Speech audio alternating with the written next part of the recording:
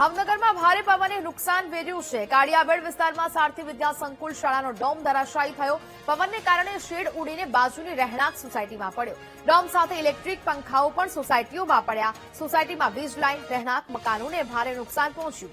મકાન પર લગાવાયેલી solar panel તૂટી જતા લોકોને ભારે નુકસાન થયું। વીજ વાયર તૂટી જતા 4 કલાક સુધી વીજ પુરવઠો ખોરવાયો। દબાણ શાખા પીજીવીસીએલની ટીમ સ્થળ પર દોડી જઈને કામગીરી કરી।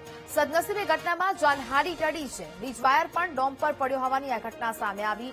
પવન ફૂંકાવાને કારણે આ ઘટના બની। પવન ફૂંકાયો, મકાન પરની સોલાર પેનલ પણ તૂટી હતી કે જ્યાં દબાણ શાખા પીજીવીસીએલની ટીમ ઘટનાસ્થળે પહોંચી અને કામગીરી શરૂ કરવામાં આવી છે।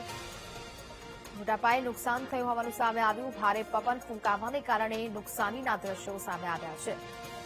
દબાણ શાખા પીજીવીસીએલની ટીમ સ્થળ પર દોડી જઈ કામગીરી હાથ ધરવામાં આવી। સારથી વિદ્યા સંકુલ શાળાનો ડોમ પણ ધરાશાયી થયો છે। જોકે ઘટનામાં સદનસીબે મોટી જાનહાની ટળી છે। રહેણાંક સોસાયટીમાં આ શેડ પડ્યો હોવાની ઘટના સામે આવી। ભાવનગરમાં ભારે પવન આવ્યો અને ભારે પવન ફૂંકાવાને કારણે અનેક જગ્યાએથી નુકસાનીના દ્રશ્યો સામે આવ્યા। કાળાબેડ વિસ્તારમાં પણ મોટા પાયે નુકસાન થયું છે। સારથી વિદ્યા સંકુલ શાળાનો ડોમ પણ ધરાશાયી થયો।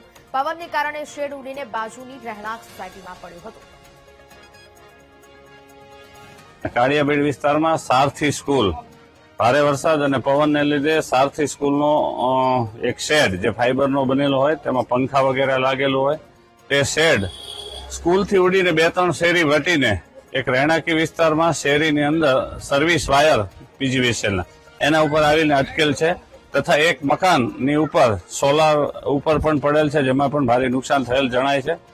હાલ અત્યારે તો આ રસ્તો ખુલ્લો કરાવવા અને કોઈ જાનહાનિ ન થાય એ માટે પીજીવીસીએલની સહાયતા લઈ અને એમને બોલાવી અને આને ખુલ્લું કરાવવાની કાર્યવાહી હાથ ધરવામાં આવી રહી છે। ઓલો પાછળથી પતરા ઉડીને આવ્યા સારથી સ્કૂલના, એટલે બધાની સોલારની પ્લેટો ને બધું તોડી નાખ્યું છે, પણ કઈ જાનહાની નથી। એટલે બાકી આમાં કઈક એવું જાનહાની થયું હોય તો એનો કોણ જવાબદાર?